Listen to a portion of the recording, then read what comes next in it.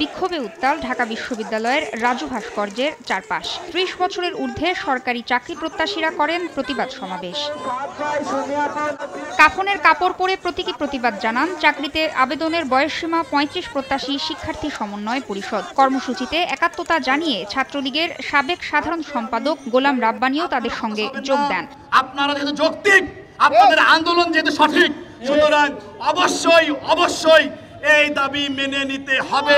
আন্দোলনকারীরা মিছিল নিয়ে শাহবাগ মোড়ে অবস্থান নিলে পুলিশ তাদের ছত্রভঙ্গ করে দেয়। মুহূর্তেই পুরো এলাকায় উত্তেজনা ছড়িয়ে পড়ে। এ সময় ১৩ বিক্ষোভকারীকে গ্রেফতার করা হয়। আমাকে এই পর্যন্ত ভাবে যেগুলা পিটানিও দিছে আমি ভুলার মতো না।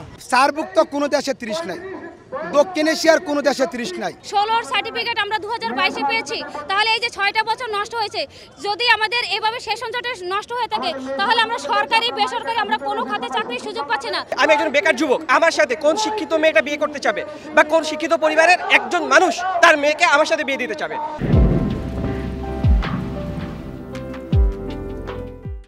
এদিকে জনগণের চলাচলে বাধার সৃষ্টি করছিল বলেই তাদের সরিয়ে দিতে বাধ্য হয় বলে জানায় পুলিশ। এখানে কয়েকজন বাস আটকানোর চেষ্টা করেছে, জনসাধারণের গতিরোধ করার চেষ্টা করেছে, এমনকি অনেকের হাতে আমরা কেরোসিন তেলের বোতল পর্যন্ত পেয়েছি। এরকম যাদের সামনে পেয়েছি তাদের গ্রেপ্তার করেছে। এখনো আমাদের অপারেশন চলমান। এদিকে দাবি আদায় না হওয়া পর্যন্ত আন্দোলন অব্যাহত থাকবে বলে জানিয়েছেন আন্দোলনকারী শিক্ষার্থীরা।